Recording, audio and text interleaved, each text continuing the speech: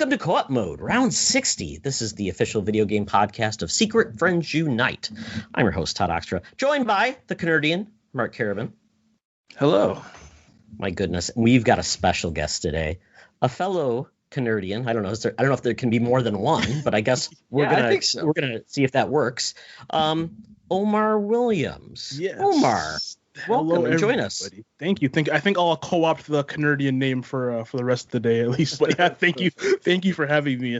This is an honor to be here. Just talk about some video games. We were talking before. It was really fun. Even a little bit. I knew Mark already. Todd, we just met, but even in that little brief conversation we had, I can already tell we're gonna have a great time today. Absolutely. That's what we're excited about. And Mark, tell us a little bit how you know Omar. Yeah, so Omar and I, we talked about this a couple of weeks ago, and Omar and I did some color commentary and play-by-play action on a Rocket League tournament with Alpha Experience Atlantic, new esports company starting out here in Atlantic, Canada, right in the name there. But yeah, Omar and I kind of met through that and have a mutual friend in my cousin Cole. So we kind of had a connection there, and Omar does some Smash tournaments. I'm sure he'll tell us all about that a little bit if you want. Actually, take it away if you want to introduce yourself a bit more than that. So yeah, for those who don't know me, I am an FGC and Smash commentator, and I host various esports events. I've done events I've hosted and done commentary for events for NBA 2K, Mortal Kombat, Street Fighter 5, Dragon Ball FighterZ, a lot of stuff, but Smash is like my number one thing. I've done events at the local level, national level, and international level. Been able to, broadcast some of the, best talent in the world for that game. I've got to meet a lot of people through that game as well, and I've been in that community for, like 10 years now. I'm old. for like 10 years now. Ever since I was in high school, I've been competing and stuff. And I competed for about 8 years up until 2018, where I kind of just decided I'm going to retire and just focus fully on like the broadcasting side of it. And yeah, it's been quite an experience. I've gotten a lot of opportunities because of that. Got to meet a lot of great people. And other than Smash, I actually stream as well. And I actually recently signed a deal with Elgato, the people who make, the capture cards and, microphones and everything like that, and the green screen. And so I stream for them now. So it's been a very eventful. Congrats. Yeah, I saw that on Twitter. That's awesome. Oh, that's really cool. Phenomenal. Mark, we've been talking about you getting a new microphone. So I was just going to say, man, I've been looking at the Elgato mics, and I hope talk to my people. My mic keeps popping and making weird noises. I got to get a new one. So if you can recommend the Elgato, I'm listening. Yeah, the Wave 3, this mic here, fantastic. I'll talk to my people. All right. Elgato, a hell of a company. Mark, I could not recommend them even higher, and they are smart. The capture card that I always use for streaming, for game capture, any of my video reviews and stuff. That's all through Elgato. I love their capture stuff, but I've never used the mics and stuff. But hey, you sound good on the mic, so maybe I'll start looking in. Thank you. It is a really good mic. They're a really good company to be with, so I'm really proud of that. It's awesome. Congrats. Thank you. Well, Omar, we know a little bit about you, but we're going to find out a little bit more and really about your gaming origin. So how did you become the gamer you are today? So I'm 27 years old. My first console was a Super Nintendo. And I remember the very first game I played was a game called Mickey Mania. It's very stupidly hard platformer on the Super Nintendo. And to this day, I actually can't beat the second level of it. When I was a kid, I couldn't, and now as an adult, I can't. But either way, it started from there. I grew up basically with Nintendo stuff. I had, with the exception of the GameCube, I had basically every Nintendo thing. I just played. There was never been a point in my time that I can remember where I haven't played video games. They've grown up with me. It's a part of my soul. It's basically a part of my soul at this point. And just eventually I was able to turn it into kind of a job, and from a hobby into a bit of a job. I could make a bit of money off of it, so that's also really cool. But I've been playing games since I crawled out of the womb, and I could process what a video game was. I've been playing video games. So what is your favorite fighting game? Ooh. So, okay. I'm gonna ignore Smash because that Smash is special to me. So I'm gonna throw that out. But my favorite fighting game is probably Ultimate Marvel vs. Capcom 3. Nice. That game is just like the most beautiful mess of just confusion and nonsense that I have ever witnessed. And because of all the craziness and nonsense and stupidity that is in that game, it just makes something that is so chaotically beautiful that I could watch that game. I've been watching that game for like 10 years and I could watch it for another 20. Like, that's probably number one, like my number one favorite. Nice. So you said you skipped GameCube. Any particular reason for that, or just needed a Nintendo break? You could move to PlayStation, something else, or what was going on there? So my parents were very anti-video game. Even though they bought me a couple of consoles. Like, I have a brother and a sister. They brought us, some of the consoles. So we had Super Nintendo, an N64, a PlayStation 1, and a Dreamcast. We had that kind of area. But after that, the whole PS2, Xbox, GameCube era, they were just like, you're not getting any more video games. They got us some of the handheld stuff, like I had the Game Boy Advance and a DS and everything, but the actual big consoles, they just said, you're not getting any more. You have your N64, go play with that. So I basically was playing PS1 and N64 up until like 2006. Oh wow. Yeah. Right. Until they got us an Xbox 360, and yeah, it just kind of grew from there. And eventually I was able to buy my own consoles and buy my own games, so it just kind of grew from there. But that's why I skipped the GameCube. It wasn't my choice. We've all had that experience of, you have a Nintendo DS at home, and the Nintendo DS at home is a Game Boy Color, and it's like, there you go. Exactly. Yeah, we've all been there. We've all had that experience, and that's, I think, kind of shapes us now. It's like, no, I'm not missing out on this. I need all of the consoles because I missed one when I was a child. We've been there. Have the T-shirt. Well. Omar, it's a good thing that Nintendo allows you to play all of your GameCube games on all your modern Switch systems. I know, it's great, isn't it? Oh, isn't it? You've got like one. Nintendo's Mario Sunshine. Enjoy that. Backwards compatibility is so great, guys. Oh my god, thanks. But in all seriousness, it's unfortunate because there are a lot of GameCube games that I had just straight up missed that I would love to go back and play, and you can emulate them. But if I could buy them, I would just do that. But they don't give us the chance to, so good old Nintendo. Yeah. Our Nintendo. Yes. Well, awesome. Well, we're excited to actually, instead of talking about the past, we're talking about the present, and the present that gaming is and what we've been playing. So, Omar, kick us off. So, wait, what are we talking about right now? I forget what have you been playing recently. Oh, shoot. I've been playing a lot of Monster Hunter Rise. Like an ungodly, unhealthy amount, to the point where I've been having dreams about it. I think I've clocked like in this week, like maybe not this week, it's only Monday. But last week in like 4 days, it was like 25 hours of gameplay in like 4 days. Like, it was bad. That's it was a job. Bad. Yeah, basically. So I've been playing that nonstop. I've been playing some Outriders when it works. And there's a JRPG on the Switch called Bravely Default 2, which I've been playing a ton of as well.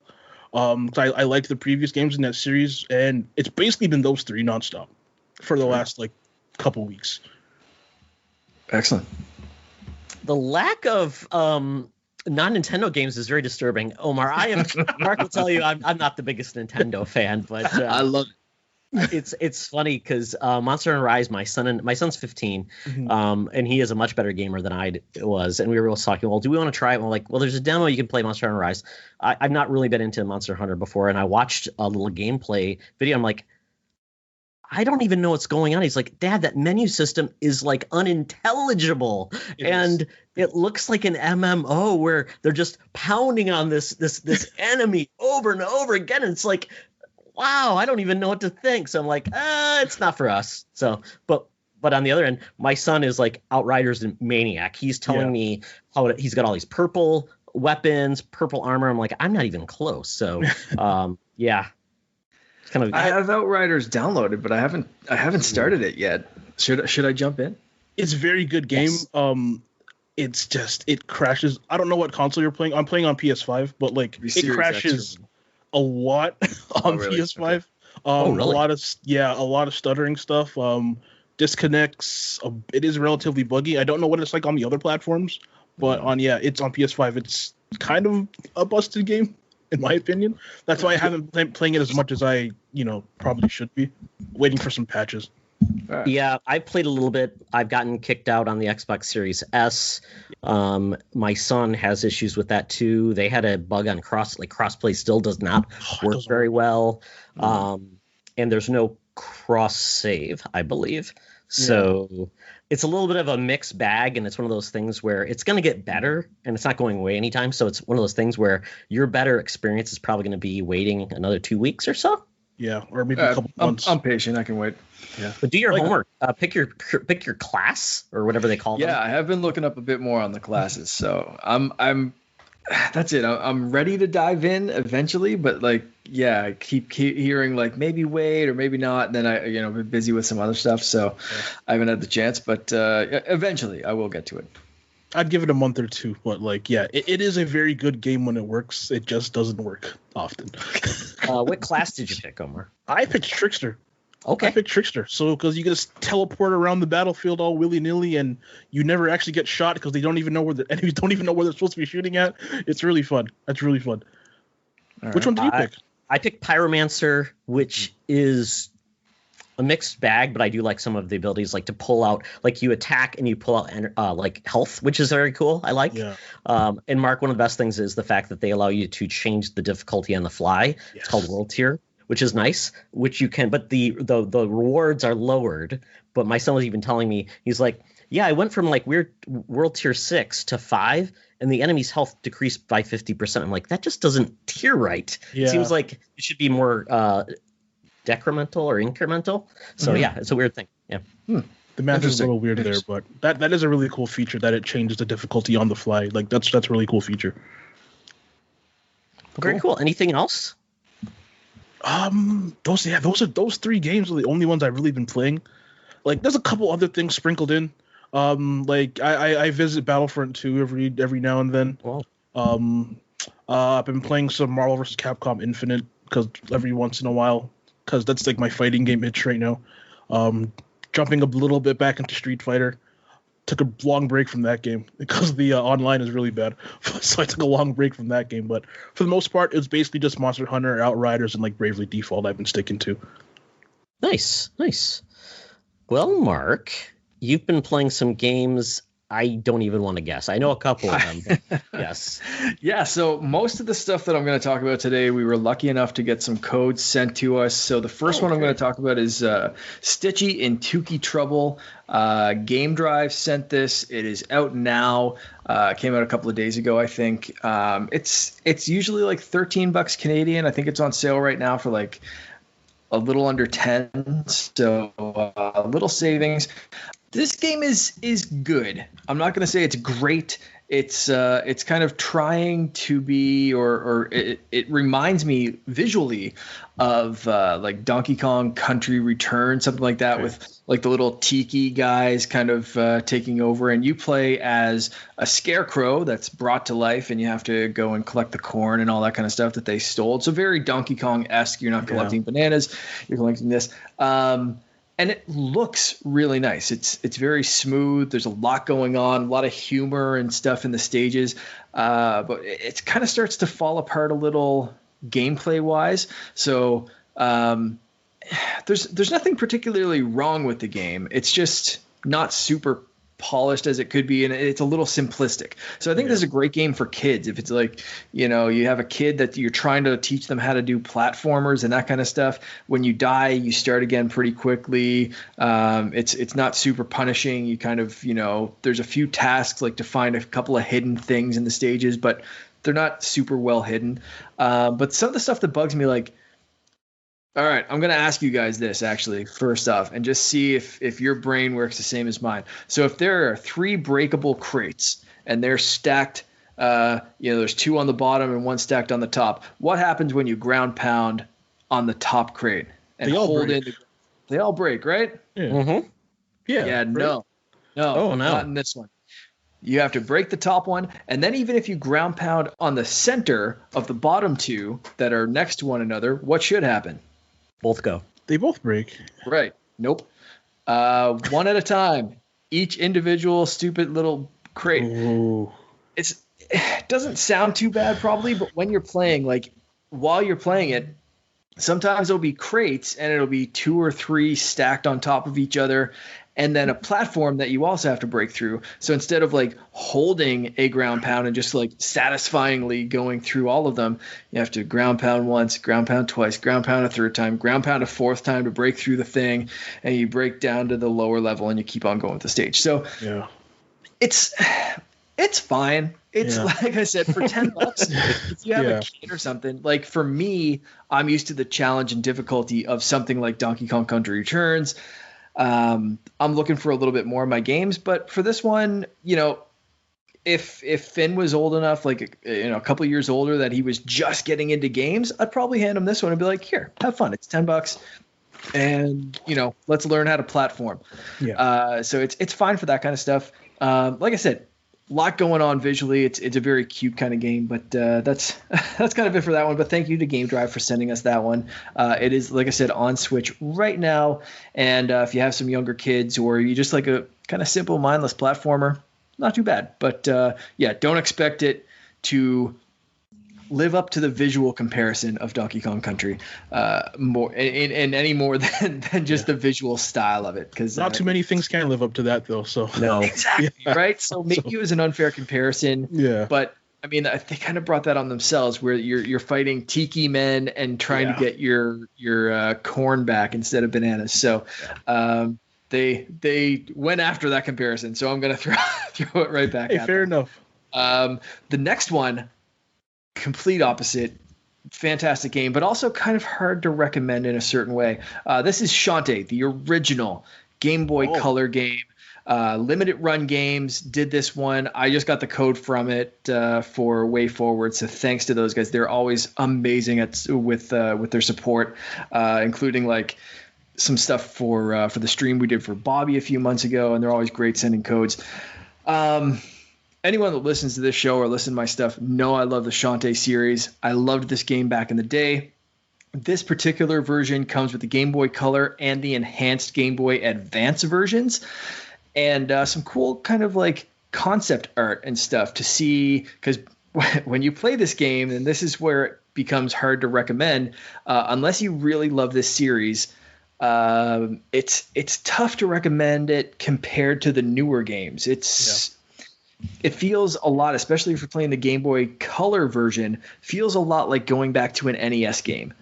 If you're the type of person that enjoys and appreciates that, to see where games have come from, to see, you know, how series started and that kind of thing. If you like going on Nintendo Switch Online and playing the NES classics, this is a great recommendation. Go pick this up. It is launching April 22nd, so I think it's going to be out, Todd, or maybe the day this goes live. I think this goes yeah, right on. Yeah. Okay, perfect. So by the time you're listening to this, the game should be available for purchase. It's only $10, and I think that's the Canadian price. I might be wrong, but I mean, it's great. So if you love this series, this is a great way to find out how it started. But if you've been used to the hand-drawn new mechanics, this one feels a little stiff. The movement's a little slow at times. Obviously the visuals, like I said, it takes a bit of a hit. It's Game Boy Color. It looks like an NES game. That's whatever. But man, yeah, I loved going back and playing this. It brought me right back, but also reminded me like, oh man, games just like straight up, like I'm used to the big hand-drawn 4K awesome animated style of like the newer Shantae games, and it's like, ooh, this is hard to go back to. Yeah. Even the Game Boy Advance version, I put a little time into that one too, but I mostly played the Game Boy Color since I got this code. But it can be tough. You ever go back to a game you played as a kid and you're like, I swear to God, this looked so much better before?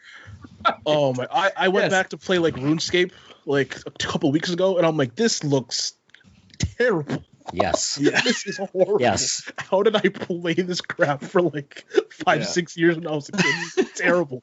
It's the worst game I ever played in my life.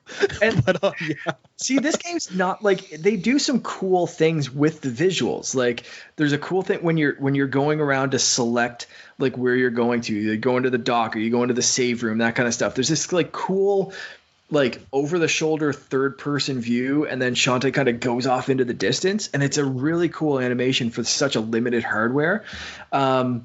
It's just like I said, when you're used to the absolutely beautiful hand-drawn 4K graphics and super smooth animation of the newer Shantae games, this one's a little tough, but like I said, it's cool to see where the series came from. So if you're a fan, check it out. Even if you can't get the full like limited run games collectible, you can download this version now. So it's kind of cool. Nice. Yeah. And the last one I got from Flynn's Arcade. This one's called What Comes After.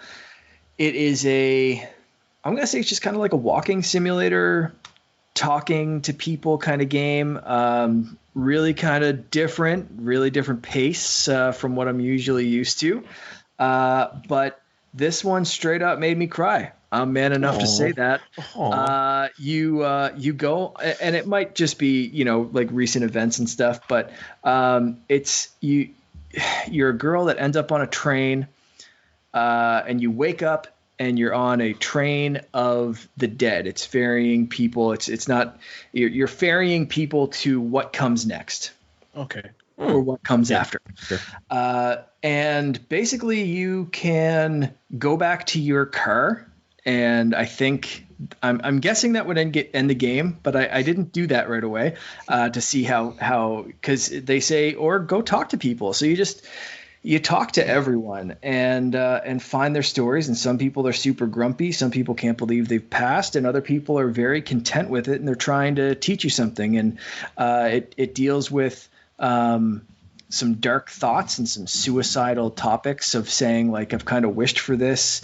Maybe it's good that I'm on this train, and then you find out that you're not supposed to be on the train. So you find people that have passed and talk about why life's worth living, or maybe why it's not. And it's very real and very sad and very I wasn't prepared to see young people on that train or animals. That broke me real hard. So if you're a fan of Futurama, you might know the episode that I'm talking about when it reminded me of that. This game was, if you want something, if that sounds appealing to you, you want some real seriousness, this was good. It's short but sweet. Take my definition of sweet with a grain of salt, but it's it's strangely uplifting. But yeah, it made me happy and sad cry. And it's $9 Canadian. It's on Switch right now. Check it out. What Comes After. And then I'll end on a happy note. I've been playing Pokemon Alpha Sapphire. Good. I was about to cry. I was about to cry, man. Yep. There we go. Before we, Pokemon Alpha Sapphire. I was talking to, oddly enough, a tattoo artist about some stuff that she's been designing. Just saying I'm a big fan. I entered a raffle contest, and we were chatting a bit on Instagram, and I was like, I love your Pokemon designs, and we talked about Pokemon for a bit. And she said her first one was Pokemon Sapphire, the original, like 2002. I was like, I haven't played that game since it came out on the Game Boy Advance. I was like, they did a remake of that one, right? Yep. I was like, somehow I missed the remake. She was like, yeah, Pokemon like Alpha Sapphire and Omega Ruby. And I was like, I completely missed those. I'm going to have to go. So I downloaded it that night, and I've been playing since, and it's been really cool. But the even cooler part is that my wife watched me play for a bit, and she said, I'd like to try a Pokemon game, because her only experience has been Pokemon Go and Pokemon Let's Go Eevee. None of those count. They don't count for like a real Pokemon experience, right? So I just bought her. I was like, if you want to play a Pokemon game, no question, I will straight up just buy you a game, just play it and just enjoy it. So I just bought her Pokemon Sword. I've gone through all the DLC and everything on Pokemon Shield, so like I'm ready to just kind of give her some Pokemon that she might need and whatever. But she's been hooked. It's awesome. She was nice. Just playing it like straight up until I think she just went upstairs to keep playing. Oh my goodness. Like the second Finn went to sleep, she was just like, yeah, it's Pokemon time. I was like, holy shit.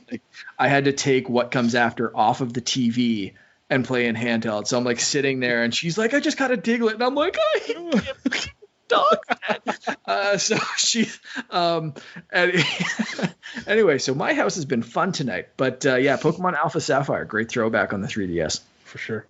Well, Mark, just remember, she can always talk to me if she needs any Pokemon tips. Absolutely. Absolutely. Oh, yeah. I'll make sure you're on speed dial, Todd. What have you been playing? Oh, my goodness. So, Mark, you said, hey, would you like to try a game? I'm like, sure, why not?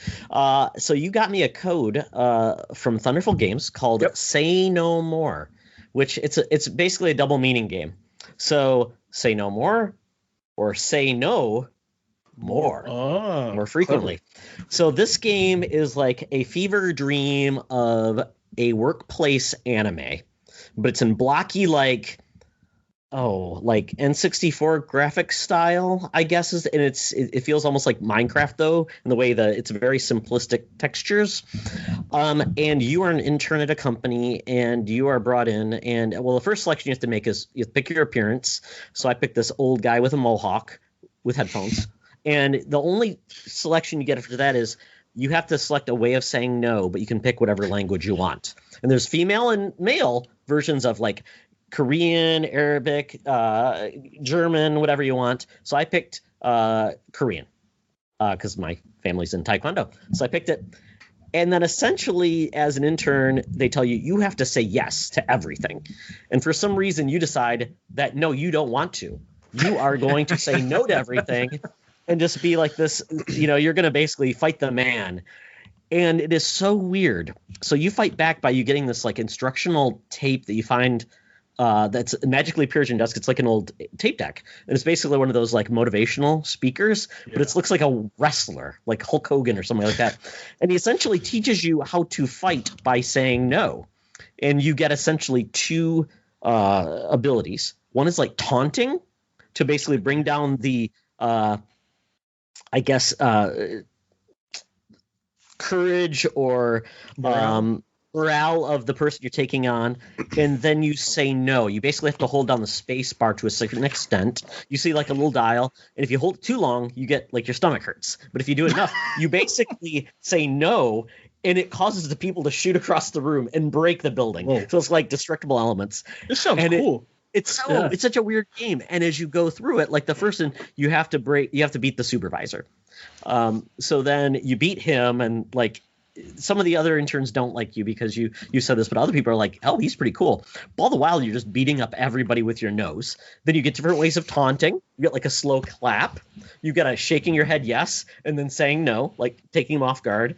And then you have different ways of that's like the taunt, and then you get different ways of saying no, like the cold no, the hot no, and then the lazy no. And it's all different like keyboard shortcuts. And then eventually your new manager steals your lunchbox, which is like one of those plastic lunch boxes with a unicorn on the side. No. So you're chasing him down. It's so bizarre. It's I love this. What were they on when they made this? You don't know, and it's such a different style of game than they've ever made before, too, which is so surprising. So, so this is developed by Studio Fizbin and Lux Games. It's just published by Thunderful. Okay. So it's not like a Zoink game or Image and Form. Their publishing group that they created together, Thunderful, just published this one. So it is very strange, but it's not those guys that we're used to. This is a new developer, but familiar publishers. This one is out on Switch. So Todd, you keep talking about the keyboard shortcuts. You're going to use probably touch screen maybe, or up or down, or you hold. So any of the buttons would work for it. So yeah, it's very easy, but it's a workplace anime comedy style. So just imagine that.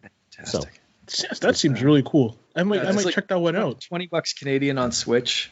Just watch the trailer. Just watch the trailer. You'll get the aesthetic after you watch the trailer. So I'd recommend everybody just watch the trailer and see if it's for you, because you have to be along for the ride. But I could see they're adding more and more mechanics to make it a little bit more challenging. Like when I had to take on a boss, and that went a little differently than I expected. So there you go.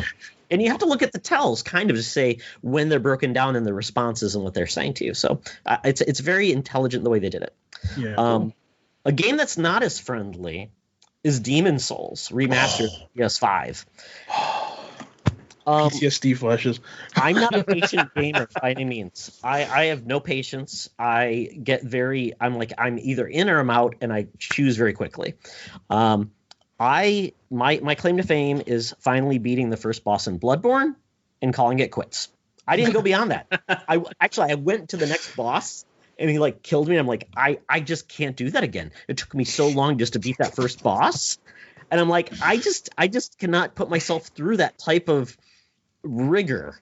And yes, but so this is by I believe Bluepoint Games remastered this game. Yeah. Demon Souls is owned by Sony, not Dark Souls. So this is essentially the game that Sony for some reason decided they didn't want to carry forward, or they didn't. It was a weird situation. They didn't want to publish Dark Souls. So, but man, oh man, this game. It is beautiful. It's probably it's a phenomenal game. Gorgeous game. But they decided to be very truthful to the game and didn't change really any of the mechanics, from what I understand. And so because of that, it is a PS3 era game, but not an appearance. Yeah. I didn't understand half of what was going on. Like I find these blood pools, and then you see like a figure get up and do something, typically dying. Like they're it's like shadows of your former self, kind of like those ghost cars in Forza. So same thing. You're seeing these things happen. What that was, those are other players who died, showing you what happened to them.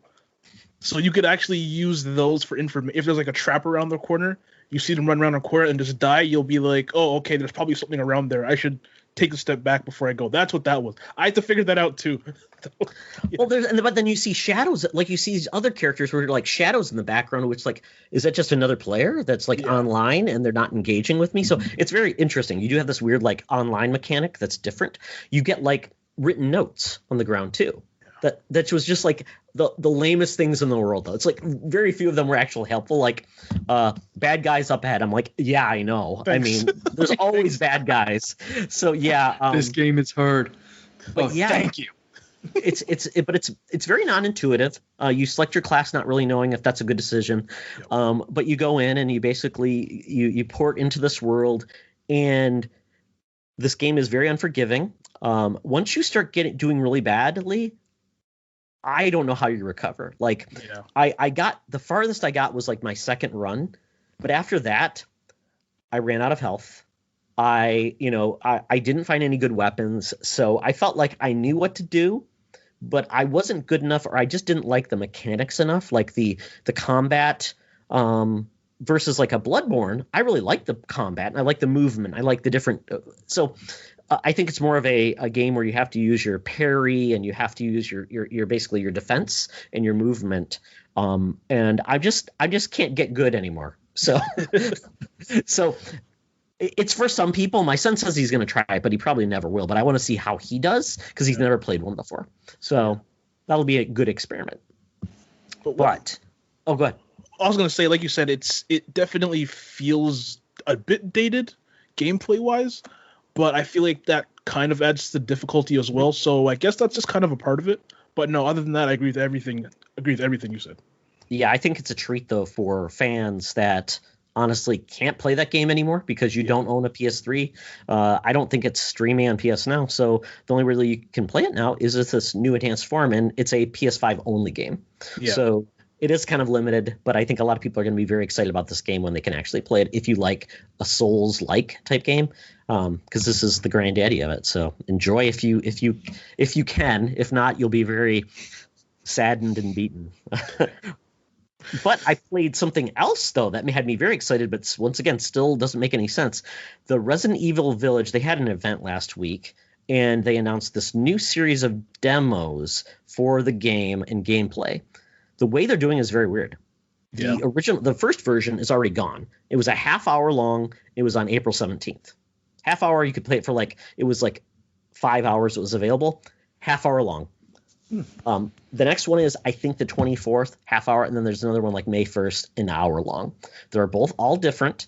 But man, oh man, I love 7. I love the old games. I love the new games. And this game is so cool. I'm hearing now rumors that there's going to be crafting, and to survive, you kill actually animals, and you eat. You basically prepare meals out of the animals, which is a new bent. This is focusing on werewolves and vampires, which is completely different in this old village. So it has feelings of Resident Evil 4, but it's in first person. I'm just really excited for this game. Everything I've seen, it's a beautiful game. And it's amazing. This engine is used for Monster Hunter Rise, which is fun. It's this RE engine. It's just weird, and it's also going to be on PS4 and PS5 and Xbox One and PC. So I'm actually playing this one, Mark, on Stadia. I pre-ordered on Stadia. I'm getting that Stadia kit, and I'm like, you know what? Why not? And I've had great luck with Stadia. And the cool part about Stadia is I got the Frontier kit with it for free, or Frontier kit. I'm just calling it that. Whatever the Members Plus collection, whatever you want to call it. But it comes with the controller and the Chromecast dongle, which means I can play it on any TV. Oh, that's I'm not tied to anything. Because when you have a 15-year-old kid and our PlayStation and our Xbox are tied to the TV, Dad rarely gets to use it. So I might play on my little 13-inch TV in this room, whatever. On the highest of fidelity. But yeah, I'm excited to try it. And I'm getting the free versions, not the free version, but the Stadia non-premium. But for the first couple of weeks, I can go up to 4K gaming if you want, if you have a screen that supports it. But quite honestly, my PC is only 1440p, the monitor there, and then all the rest of our TVs are 1080p unless the main TV is 4K. So for me, it doesn't matter. I get the free version is good enough for almost all my TVs. So I'm excited to try that and try that out. I mean, so why not? But I can't wait. May 7th is when this game comes out. So excited. I just love all the memes that are coming out of like, oh God! I know like exactly the lady Dimitrescu, and it's like, here's how I'm gonna run away. It's like, oh no, don't catch me. Are you into big step on my face? I was gonna say, are you into domination? Are you into bloodletting? I'm sure there'll be furry memes when the sexy werewolf lady comes out. That's coming. You know that. I'm sure. It's just I keep seeing the trailer or the demo footage, and I haven't played this myself at all.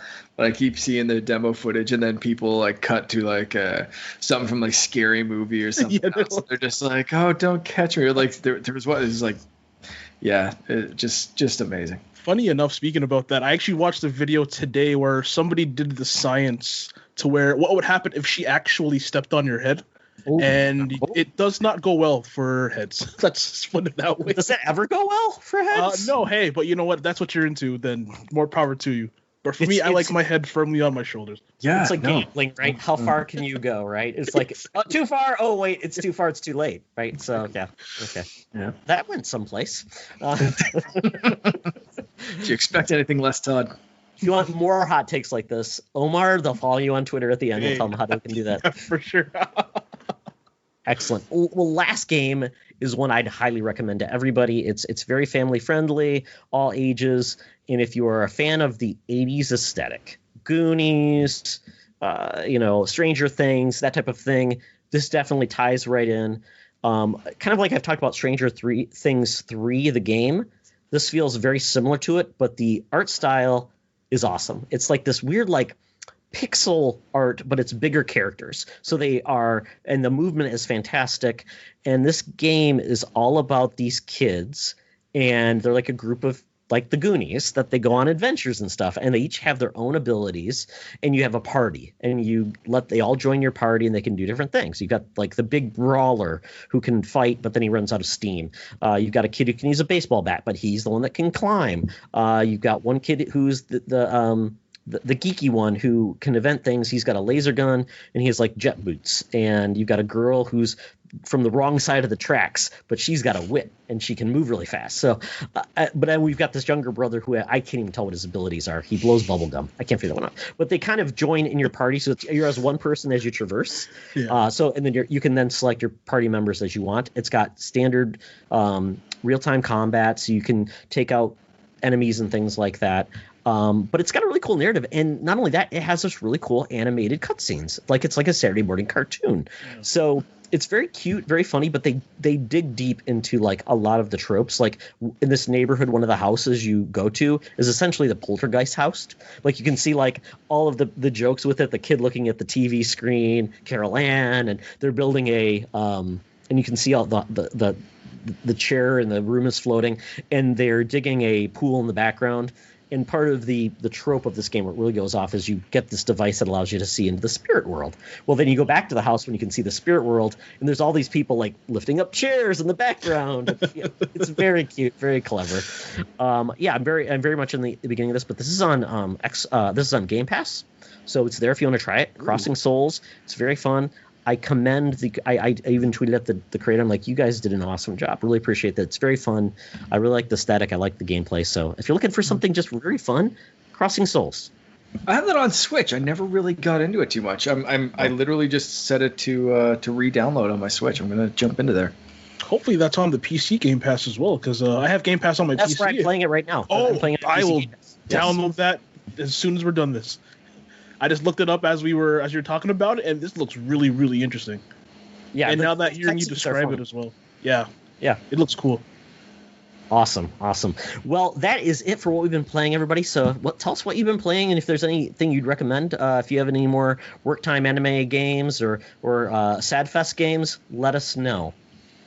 With that, though, we're getting to the news. And as we've been transitioning into the news, our news will then inform our topic of the show. So this is all about Sony. There's been a change in narrative about Sony that is really I'm the Sony fan. It's frustrating to me as a Sony fan because I know they can be better, but they have not been better lately. And that's been the problem. And they haven't even talked to their audience. So a little frustrating, but we're going to get into the back half. But we've had some interesting stories. So, Mark, you actually pivoted from our original topic. You said, let's focus on this. So tell me about the first story. Yeah, so basically it's can anyone even catch Sony? Sony's officially, or PlayStation 5 is officially the fastest selling console in US history. This is according to NPD, so fairly trustworthy source. And basically, it's the first 5 months.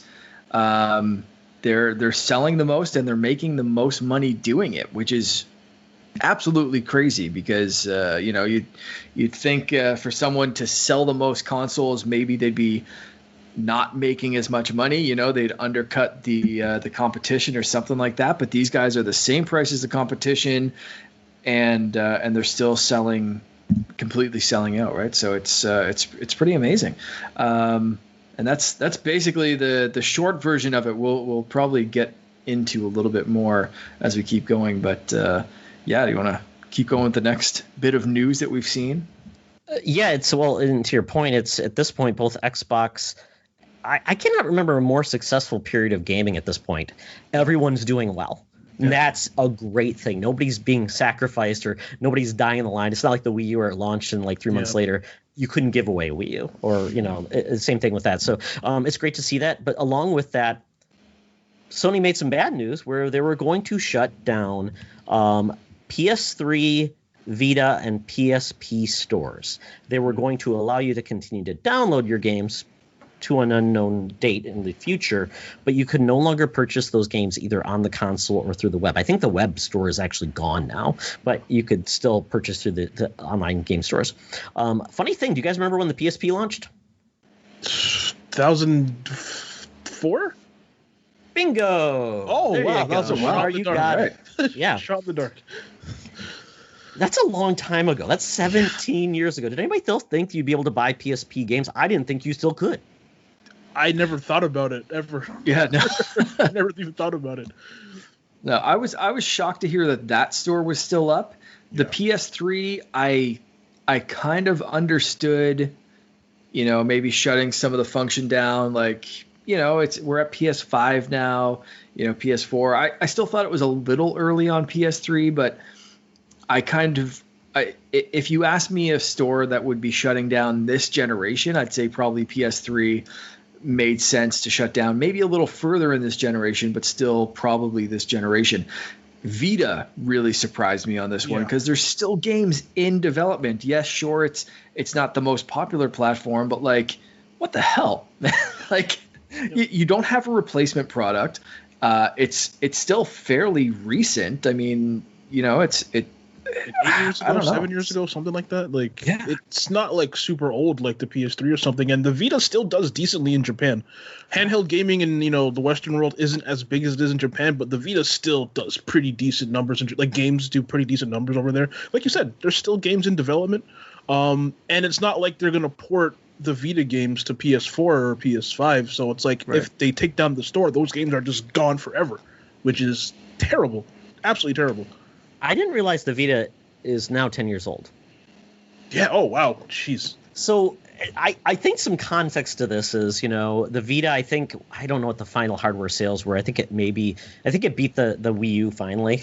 I think it got to 14 million or something like that. The Wii U got about 13.5 million. Yeah. And it's basically, yes. I think the most famous right now is Colin Moriarty. He actually developed a Vita game. And he bought a dev kit. He just bought a new dev kit for the Vita to continue doing it. He's like, why would you sell dev kits and you're going to make this announcement? So I totally get that. I don't know. This puts it about the same, a little bit older as the 3DS. It was right around the same time. I think 3DS is also 2011 or 2010 in that, Yeah. So, the 3DS, obviously far more successful, but it does make you think that the Vita just was troubled. Even try to find memory cards for it that aren't $1 billion as it is. Because it's a scarcity. That's an interesting state. So we have this mixed bag of like, oh, crap.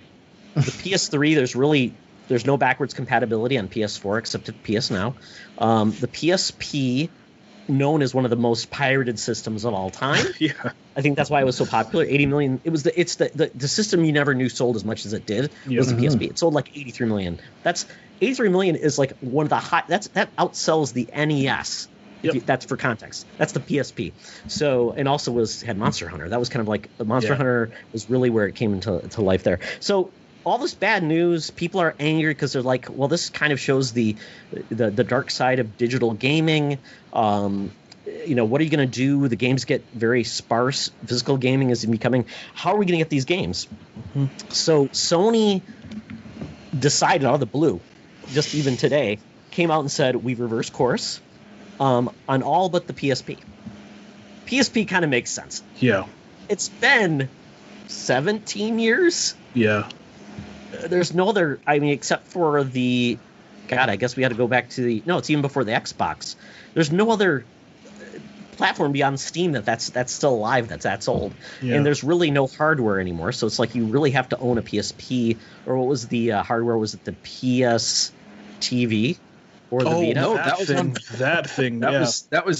was Vita. Yeah. PS TV. Yes. So you needed one of those or a Vita to really play it. There's straight up nothing that you can get anywhere close. But for the Vita, that was surprising because, PS TV, you're cutting out PS Vita. And the PS Vita was one of the, I think, really the only place you could get like PS1 classics. There was a lot of stuff there, right? So it had a very hardy back. Vita was a little tougher. I think my issue with them getting rid of the PSP, because I'm big on game preservation. Yeah. I feel like games are as much of a part of history as anything else. To get rid of the PSP store, but to not somehow make those games available. I'm sure some games are available on the Vita. I don't know. But to not make that library just available on the Vita, you can just download to your Vita, if it's possible, to me, is just, it irks me. Because that's history. Like, if I want to play, like you brought up Monster Hunter, if I want to play up the first Monster Hunter, once they shut down the PSP store, I could only emulate it, which technically isn't legal. But I know if most people had the chance to just buy the game, if they want to play it, they would do that instead of trying to emulate it. So just erasing history like that for me, it really irks me. I hope they, backtrack on that too. I don't see it happening. But yeah, it just really irks me to see them basically just erasing history like that. Yeah, it kind of takes you to the point where, so at least they corrected the PS3 and the PS Vita opportunity to still buy games. The biggest issue still is they aren't making Vitas anymore. They've discontinued the line. So it becomes a point where it's like, who are we selling these games to? We have a finite number of people that own a Vita. So really, if you don't own a Vita, every single person bought one, and you're still only selling 15 million copies. Exactly, and it becomes a point too where they've talked about this. The PS Vita, they did a lot of stupid things because of the PSP piracy issues. Yeah. So that was part of the problem with using the memory cards that were proprietary because of that. And I think the other part is they knew opening it up for piracy again was just a challenge. But with that, so the question then becomes, what does this mean? Because there's really no way to play PS3 games or Vita on a modern piece of hardware you can buy today. Because that's where we're at now. Yeah. So that's one of the challenges we're going to have is what is Sony going to do? And I think this will take us into the topic in a second. But I said one more thing that Sony has done. Just if I didn't mention it, Sony is keeping the PS3 and Vita stores open to buy and download. So you're good to go there. PSP is not. That's July of 2021. So buy those games now. Well, last story, though, is really weird because they found a bug in PS4's firmware that basically says if the CMOS battery, it's those weird flat batteries that go in like weird electronics, and they last typically 15 to 20 years. If that dies and you put a new battery in and you cannot connect to the PlayStation Network for some reason, you can no longer play any games. Right. And that's tough. I saw Spawnwave actually do this on his video. He put in the battery, it turned his PlayStation back into 1969 when he put a new battery on. He couldn't do it. Wow. So this is an odd thing because it's like 15 or 20 years, that's the life. I mean, honestly, are we going to expect to be able to play PS4 games on a PS4? Because will a PS4 even function in 20 years? Meaning the DVD drive, the Blu-ray drive, the hard, the all those things. When we talk about modern hardware, the more complex we make them, the less likely they'll survive the ravages of time. Moisture, dust, cockroaches apparently was a problem with the PS2s, where cockroaches would tunnel into them. Same with PS5s, honestly, too. Yeah, so it's a warm place, right, with a lot of fan noise. It's a happy home for. Here's the tough thing, though. PS4 launched in 2013. Mm-hmm. Yeah. So we're already approaching the 10-year mark. Which is crazy to me. Because I still remember that E3 when it was the same with the Xbox One, that E3 where Xbox came out and they were like, we're doing all these DRM things and you need to connect and yada, yada, yada, blah, blah, blah. And I'm like, wow, that was almost 10 years ago. Yeah. Jesus. Yeah. I remember it perfectly. So this doesn't become a question of are we going to be playing these consoles in 15 or 20 years? This is, are we still going to be playing this? And with the store shutdown or the network shutdown for PS3, Vita, and that kind of stuff, which now they've reversed. But combined with that story, this was very troubling because in, let's say, 5 years, if you still have a PS4 and the battery goes and the PS4 network is shut down at that time because, PS5 has been very successful. They're getting ready to launch PS6, in 5-6 years or something. Are you going to be playing it then? So when you say this is maybe 5-6 years away, are you still going to want to play your PS4? It becomes a much different question than are you going to want to play it in 20? So I think that's where it's troubling, right? If you have a launch PS4, I didn't get mine right away, but I still have like the OG PS4, like the Destiny White version, which I got maybe a year or two after launch. You telling me in a couple of years I can't sit Finn down and say, here, play Spider-Man? Yeah. That's troubling, right? Like maybe I won't have a PS5 at that point. I don't have one now. Maybe I will. I don't know. I hope they're available in 5 years from now, Mark. Hopefully. Right. Right. But I mean, it is weird. Disney Infinity. He is obsessed right now. 11 months old and already obsessed with my Disney Infinity characters. And that's where my Disney Infinity was my PS4. Yep. You telling me I can't bring that out, hook up my little thing, let him play around as Lightning McQueen that he carries everywhere, or Mickey Mouse that I'm looking at right now on his high chair.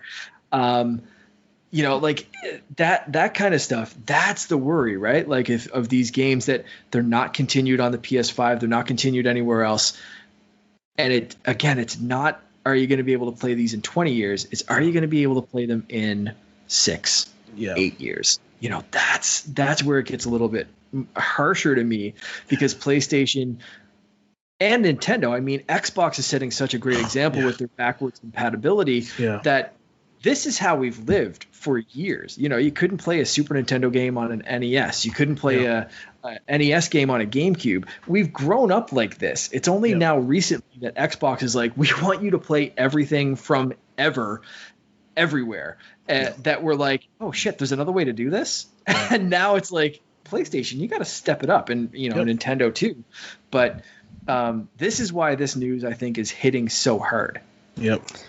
Well, I think the difference is the PS4 is PS5 is fully backwards compatible. We don't have the lack of playing. So basically, Sony's going to say, if your PS4 dies, why would you expect to? What company supports a product regardless? Like your iPod probably doesn't work anymore, right? With the iTunes library, right? The software doesn't work, right? So I think the expectation that your hardware, they're going to support your hardware for 15 years. I think even cars, think about your car's infotainment system. Do you think Ford is going to support or my Saturn, that's a dead brand. Just doesn't support that anymore. My Mazda, that infotainment system is not even supported anymore. So it's like, I think we've got to get on the mindset, like companies should support us forever. Windows tried that, and that's why they have so many issues with their platforms, because we're trying to support printer drivers from 1922, and Apple said no, we're not even going to have drives in our products anymore because we don't do that. So all your CDs and DVDs, throw them in the trash. So I think that's the change. The good thing is they do support like USB peripherals, like Rock Band works. So Disney Infinity should work when you get a PS5 market. So you should be good. So that's the difference. And I think that's the big problem, the big thing that finally changed. Sony finally went with x86 hardware. Finally. Exactly. They aren't doing weird like cell processors and things. Oh my God. Yeah. So I remember back on the PS3, like there were so many developers early on who had trouble getting things to work on that console, even though it was like, hardware wise, it was pretty decent. They just couldn't get things to work because the 360 was basically just like programming for a PC. But the PS3 was just like you had to do all this backwards and jump, do 6 backflips and spin around and sacrifice your firstborn child just to get a game to maybe work. Maybe. But yeah, they're just getting into x86 now. Like the thing with the PS4, was it PS4 x86? Yeah. It took them a while. But, 3 or so.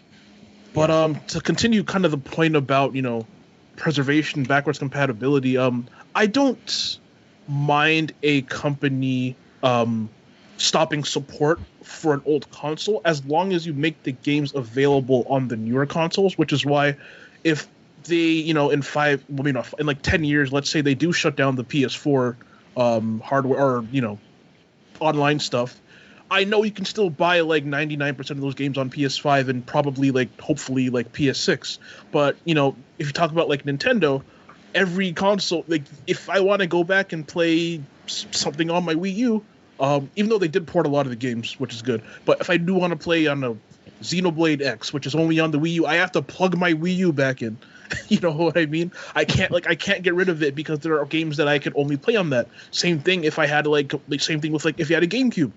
If you had a GameCube, you probably still have, or maybe a Wii, but you can play GameCube games on the Wii. But you know what I'm trying to say? It's just like Nintendo, with Nintendo stuff, it's like you can't throw anything away because you don't know if they're going to bring that game over to the next platform.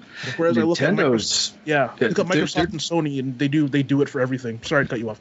Yeah, no. I kind of interrupted there for a second, but Nintendo's even worrisome. They're like shutting down things like Mario Maker, the original, or the Miiverse or whatever that that was so tied into so many games, and they shut that down, and you don't get that functionality. And it's like, this is only one generation past. Like if you're not playing Mario Maker 2 on a Switch, it's like, what the hell? Like it's crazy. Like I have a friend who, like, that's their system. They're not ready. They have young kids. They're not ready to jump in on a Switch. And I know Sean Capri's the same. Lincoln still plays the Wii U. They still have it set up because it's a great system. But when they're already shutting that down one generation past, it's like, damn, preserve some of this, or let us buy it again. I don't know. It's wild. Like where's Wind Waker and Twilight Princess? Like, give me those. Yeah, Mark, it sucks. Remember when they took Pikmin off the Wii U store, or Pikmin 3 off the Wii U store when it launched on Switch. It's like, what are you even doing? Why? $20? Like, who is going to go back and say, well, it's coming out on Switch, but I'm going to, finally re-download it on my Wii U or pay and play it for the first time on the Wii U. It's a weird idea of concept. And even Nintendo has removed Mario 35 is no longer exists. Oh my gosh, don't even get me. It's gone. Mario 35 and the All-Stars, Mario All 3D All-Stars, they just got rid of on March 31st for and the Game & Watch. Yeah. Oh yeah, and the physical Game & Watch thing. It just for no reason they got rid of it. And the Mario 3D All-Stars was sold 8 million copies in the 6th month, which is crazy. And they just decided, no, you can't buy it anymore. That makes no sense to me. Yeah, apparently. I wonder if that artificial scarcity did help sales, or sure. Absolutely. Over time, if it was infinitely in the store, would they have sold more copies than putting that? And I'm sure this is a skeezy, shitty little experiment that Nintendo's playing right now of if we put false scarcity or artificial scarcity on a product, will it sell more in 6 months to a year than it would have sold over the 6 to 8 month or 6 to 8 year life cycle of a console?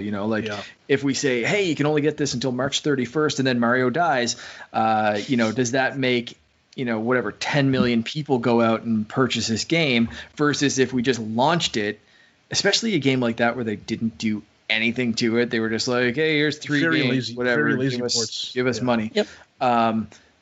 Would that have sold over 8 years, still 10 million copies or whatever? You know what I mean? I hope, I don't know. I know I bought the game, so I'm hypocritical, but I hope that experiment fails and they stop just being skeezy. Well, it's almost like saying anybody who buys a Switch in the next 3 years, because they're going to support that, it's almost like you're punished. Yeah. And it's like you never get the chance to play that. And that's just, it makes no sense, and it's just silly. And yeah, it's one of those things. I know I've always said this. I compare Nintendo to Futurama and the Mom Corporation. Mom is just like this. Fantastic. She's so kindly, and then in the background she takes off her skirt and looks like a businesswoman who's evil and mean. So I just tend to people put Nintendo in a different place, even though their goal is to make a lot of money and spend the least amount of money and get the most back. Did you see how excited people got because Nintendo made a weird bluish gray Switch? It's Malibu Stacy it's Malibu Stacy with her new hat. That's all it is. I'm like, guys, demand better. Get a better system. Get rid of the Joy-Cons. Give me something better. But sorry, this isn't about Nintendo. It's about Sony. I know. We can go. I can go on about all the stuff they do, but I'd be here for 5 hours. Absolutely. So we're gonna keep on this, and we're gonna pivot now. Kind of like we've talked about all these things with Sony. The narrative right now is we've heard a lot about their approach to just the games, how they're going to release studios. They've eliminated Japan Studio essentially from Sony, who's created really crazy and interesting titles in the previous generations. They've taken a unique take on increasing the price of new games. They've also decided to take a different approach to the way they even release games this generation, which is interesting, where it was going to be only new games would be on PlayStation 5, and they pivoted that because they wanted to have more sales. And the good thing is you see with a game like Miles Morales, which I absolutely love and cherish, that game has now outsold Last of Us Part 2 and Ghost of Tsushima in a shorter period of time. And it's considered a smaller game. And most people are still waiting to buy it on PS5. That's the part that gets me, is that I know a lot of people who have PS4s where if I have to wait a year to play it until I get a PS5, I'm gonna do it. And that in combination with the fact that a lot of people, I know we talked about how quickly the PS5 has been selling, but a lot of that is scalping. If we're being honest, a lot of that is bots who have got it because of scalping. So a lot of people out there still don't actually have a PS5, even though the sales numbers might indicate otherwise. But so the fact that you have all of that working against you and it still outsold those games is absolutely insane to me. Crazy. I'm going to look really quick right now. I want to see what the going cost of a PS5 is on eBay. Oh, Lord. Shit. Apparently, there's a Japanese import you can get $850. Good Lord. $769, $769 for the digital. Somebody's selling one for $5,000. Jeez. But I do see something like 410. 410 for the PS5 digital. It's got 23 hours left. I'm assuming that will spike up. You know, But I see most of these are right around they're still asking right $100, which tells me at this point, even though the scalpers are buying them, they're still able to sell them at a premium, which means they're still getting turned pretty quickly. You're moving them. You're not going to sit on something and not make it a profit. So it is a scenario. It's like right now, and I know the same thing with the Xbox Series X is also hot. It's still not widely available. Series S, even the Switch. You don't see a lot of the standard Switches, but you see the Switch Lites. So that tells me everything's still selling well, especially with a game like Monster Hunter Rise. So yeah, Sony's in a weird position, and you know that's and I know they're not making money off of the standard PS5, and I know they weren't making. Well, maybe they are off the standard PS5, not the digital. I'm assuming that disk drive is not saving them any money. They think they can make it up in digital sales, regardless. But I want to just really pivot this to the state of Sony. I think we'd parse this in a couple of different ways. Talking about the studios, their partnerships with their games, the services, and the hardware. So that's where I've kind of placed this kind of like, and I just want your opinions on this. And this kind of correlates into the news story where we heard about Sony Bend, who'd made support games in the past. Days Gone was their first really stepping out point in a game that a lot of people critically did not do great and sold decent but not fantastic. And they pitched apparently a sequel, and they were denied. And they were supposed to then basically make, I believe, The Last of Us remastered, which is weird because... Really weird.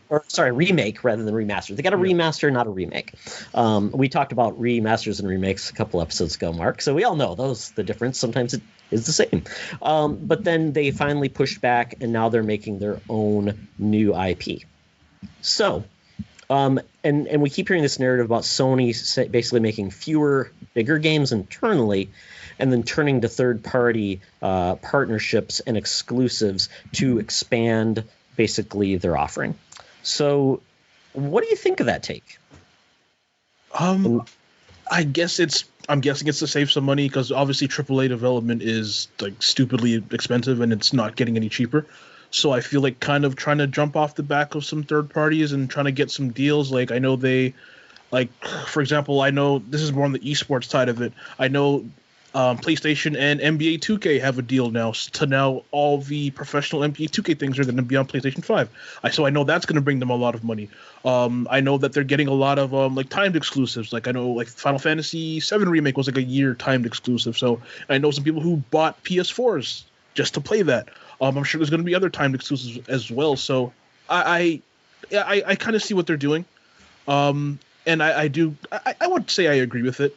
And I feel like when you give money if Sony gives money to these smaller studios, a lot of times smaller studios have more creative ideas for games. They do some stuff that might not be greenlit by like an EA or an Activision or something like that because maybe the idea is a little bit too wild. But if they can get that Sony money to push these products out and push these unique games out, I think it'd be incredible for Sony, for being honest.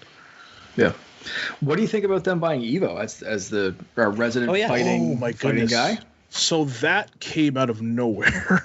That came out of nowhere. So for those who aren't familiar with Evo is the biggest fighting game tournament in the world. It goes on in Vegas every single year. It got canceled last year for obvious reasons, but they were having some trouble with leadership. The person who made Evo was, not going to get too much into it, but having some legal troubles, I'll put it like that. So yeah, but Sony bought Evo a couple months ago, and that's really crazy because so as someone who plays Smash and is obviously a Nintendo game, my first thought was like, okay, what's going to happen to that?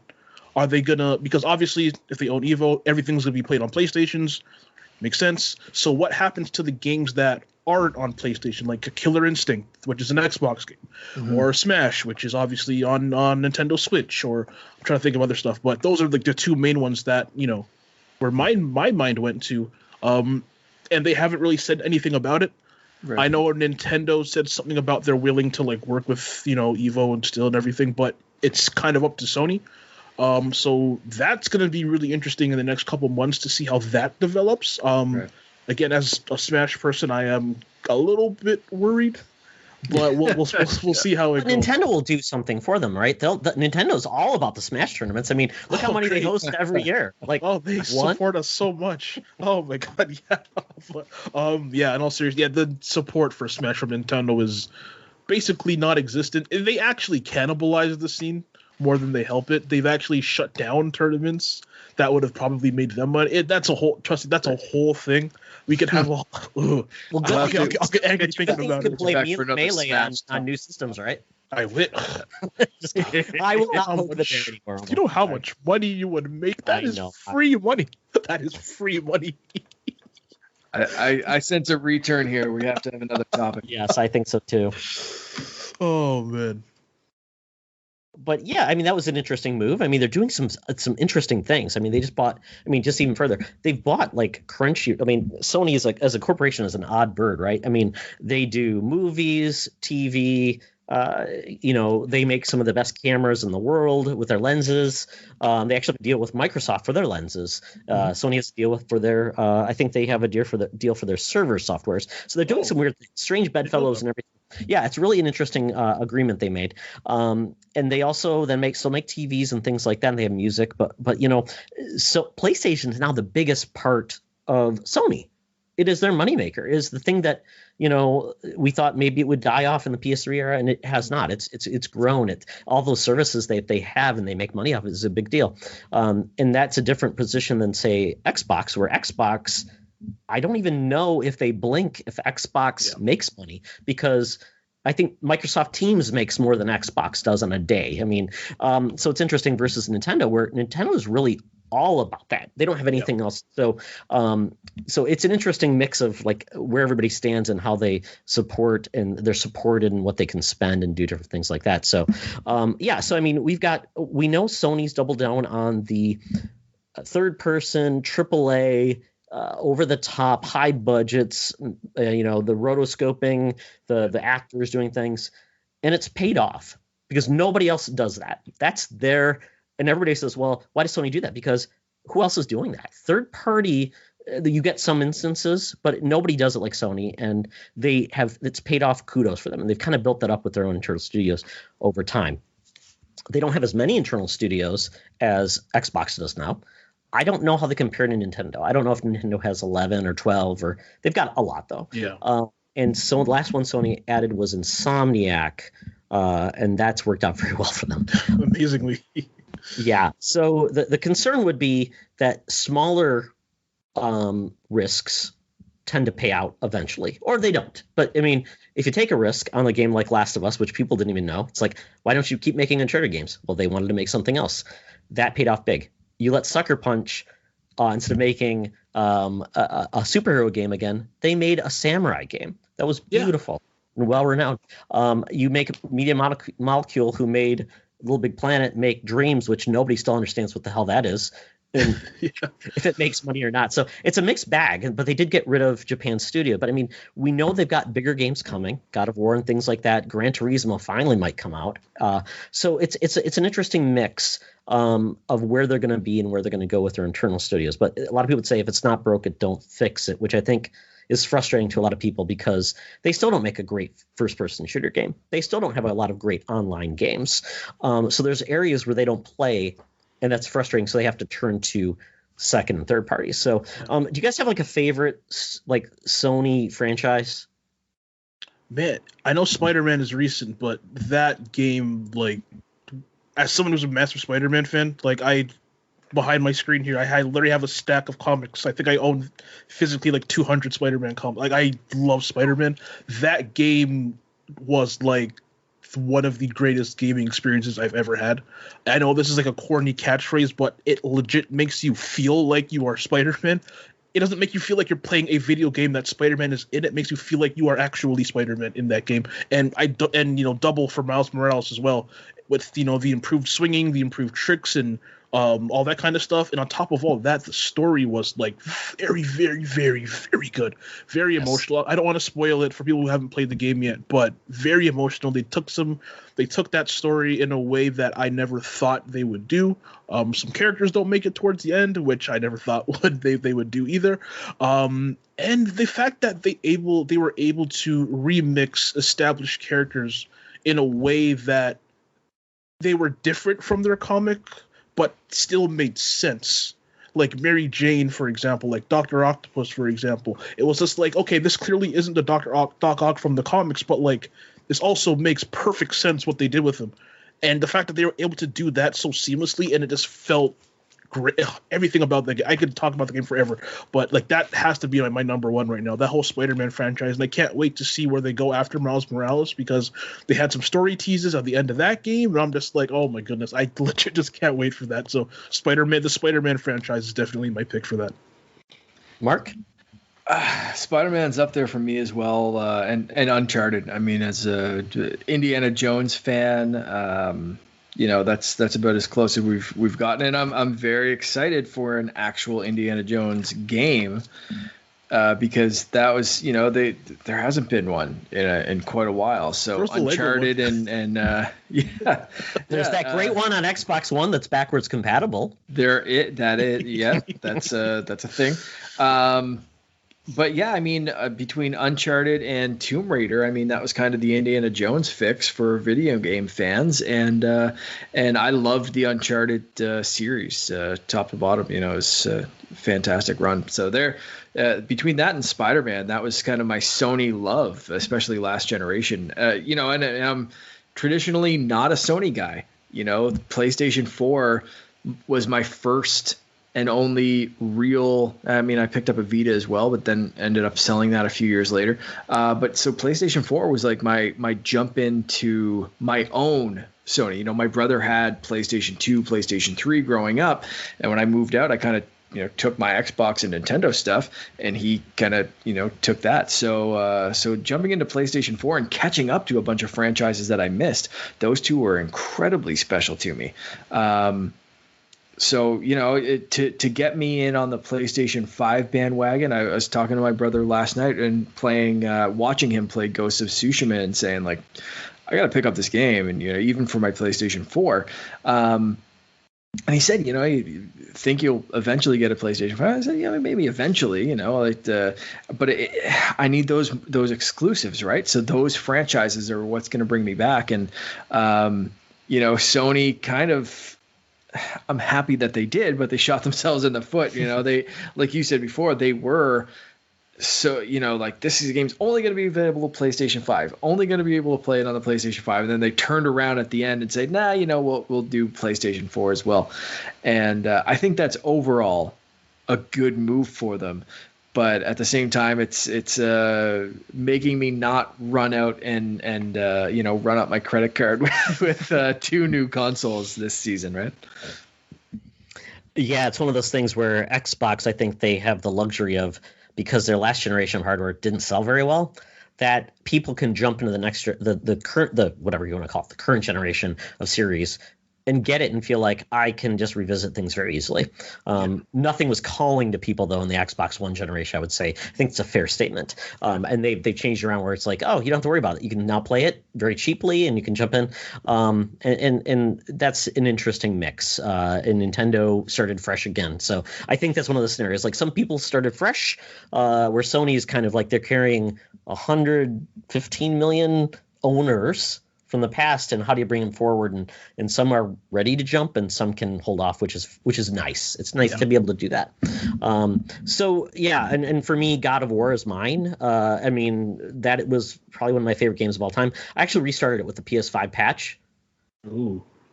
I just was blown away again. It's such a beautiful, masterful game that I don't even know what they will do with a sequel, or if it'll be like a one-off, or it'll be like more like Miles Morales. But I can't wait, and that's phenomenal considering where that game was before the PS4, where it was like is this series dead? Is it kind of like needs to go out to pasture? So it's kind of great to see them do that. So that was amazing. Somebody actually pitched that idea, said we can make God of War matter. We can make you care about Kratos, basically Vin Diesel's angry brother, and care for him. So I'm so glad they did that. And I think that was something that Sony's typically done in the past, and I hope they continue it. And I hope the stuff we're hearing is a mix of sour grapes and anger about franchises not getting a second attachment, but we shall see. They did take chances, though. They had the Order 1882, which I liked, but it didn't sell well and it wasn't reviewed well. And I'm not wanting the Snyder cut on that game.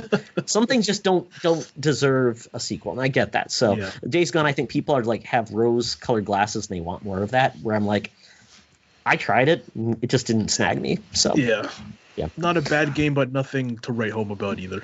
Yes. Yeah, and we know Sony's going to take their time with games. They had a slow start in PS4. PS5 will ramp up. We've got some, we've got some games we think will come out this year. Horizon, the sequel, will come out this year. Returnal's coming out, and Ratchet & Clank is coming out. So that's 3 big games in 1 year. That's pretty satisfying from a first party perspective. When as of right now, we know we've got Mario Golf. We have a sequel to. A remaster of a game nobody really liked in the Zelda franchise. Skyward Sword, oh god. And I think a Pokemon game for Nintendo, so that's not even a first-party game. And then we've got Xbox, which essentially is going to be a bunch of third-party games, Game Pass, and hopefully Halo.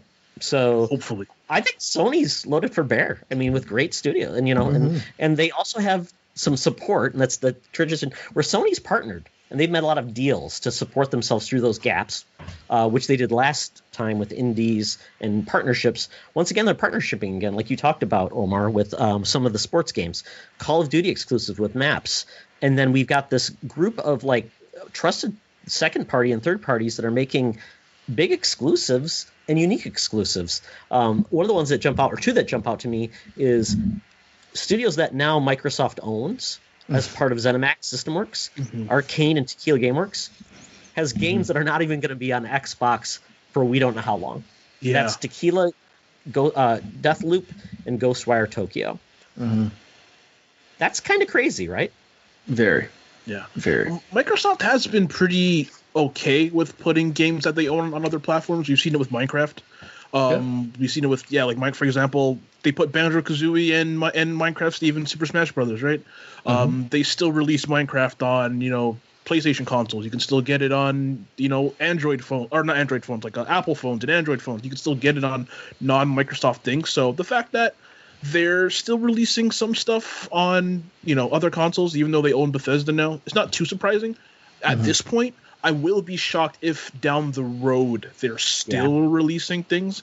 Maybe not Elder Scrolls. Maybe like whatever comes after Elder Scrolls 6, or maybe the next Fallout or whatever. If those are coming out on other consoles, I will be a little bit shocked. But it doesn't surprise me too much that games now are going to be coming out on everything, because I would assume that development started on those consoles already as Microsoft acquired Bethesda. So yeah, but down the line, 8-9 years down the road, if they're still coming out on other consoles, I will be a bit shocked. Yeah, I think there's a lot of deals that were in place that I don't think Microsoft got to do it as part of the deal. I think they had those obligations had to be upheld, because there's probably financials included, and unless Sony said, we'll buy it so you can have it. Those are things, and I think there's going to be more games that were already decided that will come out later that will see those things as well. That's why Phil Spencer, now it's official, could say those are the last 2 games and the rest are coming. I think he doesn't want to piss people off and say, oh, well, Indiana Jones is also going to be on those platforms because, by the way, that was under a different deal. It wasn't by Xbox, didn't own them at the time. So we'll see how that goes. But yeah, it's just an interesting perspective of these games where Sony is getting a lot of deals with a lot of different publishers and going to have exclusive. Final Fantasy VII Remake, still not announced for other platforms. Final Fantasy 16, Square. Also, Forspoken from Square. And then there's just a bunch of other ones. Housemarque, I always thought that they would buy, Sony would buy Housemarque with Returnal. Haven't. And then they've got some other little games that like Kena, Bridge of Spirits, that's an indie studio. Stray, I believe that's another indie studio. Little Devil Inside, another indie studio. And then Destruction All-Stars, which a game that PlayStation was going to launch at $70 was given away for free on PS Plus, and now is actually $20 if you want to buy it. Not too bad. Yeah. I played Destruction All Stars. Wouldn't have been worth the $70. I did download it for free. I don't want to talk too much crap about it, but it's for $20. I think that's a fair price. $70 that game would have not sold. I feel like reviews would have been harsher if it was a $70 game. Yeah. I feel like the fact that the reviews are kind of just in the middle, it's kind of just like an game that kind of has to do with the fact that it was given away for free at the beginning. Because again, if that was a full price $70 game, games here in Canada are $79.99. So it would have definitely been reviewed a lot harsher. So I think Sony avoided a bullet for by releasing it for free in the beginning. Yeah, so I mean, these are the partnerships they've got to fill some holes during this year. I think it's kind of an interesting how they picked, and some of these games will be on PS4, will be on PS5. So, I mean, these games will definitely cater to different audiences. RPGs, we've got a weird, different, shooting game with Deathloop. We've got a weird anime, Japanese anime style game with Ghostwire Tokyo, an indie like Kino, which looks really charming and beautiful, awesome. Like an action platformer. Stray, a weird game where there's a cat. Little Devil Inside, which looks like the most charming indie game about a guy who's hunting these big beasts with this old guy. And then, I mean, just a bunch of different things that is going to propel them through this year and maybe into next until more of their studios start putting out more games. So. And some of these are free on PS Plus. Oddworld Soulstorm, a game I don't think anybody was really interested in, is now free this month if you want to get it for free if you own PS Plus. I didn't even know it came out. Yeah, I downloaded it and I may play it, but it's a prettier version of those games you probably already played back in PS2 or PS1. Yeah. So let's pivot, gentlemen, because we talked about the games and the studios and their approach to what games they put out, but now we get into their services. So PS Now and PS Plus. So PS Now is $60 for a year, or you can pay $10 a month. So depending on how you want to get it. PS Now is downloadable PS4 games and PS2 classics, streaming PS3 games, and anything else. And you can stream any of those games on PlayStation 4, 5, and PC. So that's that service that stands alone. It's basically all the games you want to play. There's 800 games now. I think there is over 400 PlayStation 4 games, which is pretty phenomenal. And then about 300-ish PS3 games, and I think about 50 PS2 classics. Still lacking PS1 and PS2 games natively. No Vita or PS Plus from that platform. And then we've got the PS Plus, which is essentially their old game or Xbox Live Gold, $60 a year, gets you free games, discounts, and streaming. And I think they even now give you a couple of months of their animation services. Maybe. Don't know. Yeah. Maybe. And they also give you now the PS Plus collection. Yeah. So I think that's where we're at. So that's kind of like their services overall. So you don't really need either or. But if you want to play online, non-free-to-play games, it is $60 a year. So right now you are getting PSVR games, PS4 games, and some PS5 games for free every month. The PS Plus collection was just announced and given with PS5 members, where it's 18 of the best PlayStation games you can play, which is great. And then they've been adding also for free outside of this, they're calling the home collection, I believe. The stay-at-home collection, where they give you Horizon Zero Dawn. They give you Ratchet and Clank was last month. So, so that's the services they have. Are either of you subscribed to the services? So I do have PS Plus. Again, as I play a lot of games online. Back when before Monster Hunter Rise came out, I was playing a lot of Monster Hunter World on my PlayStation. Outriders now, a little bit of Call of Duty here and there. Don't play it too much anymore, but I do have it. Decent service. Again, I know we're talking about PlayStation, but I kind of have to compare it to Xbox, where I look at Game Pass, and that is one of the best services ever. And if you compare what that gives you to what PS Plus gives you, it's PS Plus on the surface looks like a pretty decent, deal with all the free stuff and all the discounts, but then you get Game Pass, and it's free games, and sometimes you get new games for free. I know they put Outriders on the console Game Pass day one. And when I compared the two services, MLB. It's like, oh yeah, MLB The Show is going to be coming out soon, which is crazy because that was a Sony game forever, which is actually kind of crazy. Launches tomorrow. Yeah, oh yeah, there we go. So even though PS Plus is a good service, I feel like they can be doing a lot better, especially with how good the competition is doing. I'm not even going to talk about Nintendo because they, yeah, it's not a terrible service. The PS Plus collection was really cool. When I got my so there's actually a lot of PS4 games I hadn't played. God of War, you brought that up earlier. I actually hadn't played it. But when I got my PS5, I saw the PS Plus collection there, and I was like, oh, I can just download God of War. That's really cool. I know, like, Days Gone, Persona 5, the Crash trilogy is there. Like, a whole bunch of really decent stuff is there. So it is a really decent service for the price. But when I compare it to Game Pass, which is basically the same price, that gives you Xbox Live Gold, so you get those free games. Well, Game Pass Ultimate does. Game Pass Ultimate's $180. That's what I was going to say. So to get everything, you do need Ultimate, which is $180 a year. Yeah. PS Plus is only $60. PS Now is $60. So you combine the two, PS Plus, PS Now, $120. It's still less expensive. But yeah, there's benefits to both. And that's where I would say Xbox Live Gold pales in comparison. Yeah, for sure. It's the same price, and you get far less.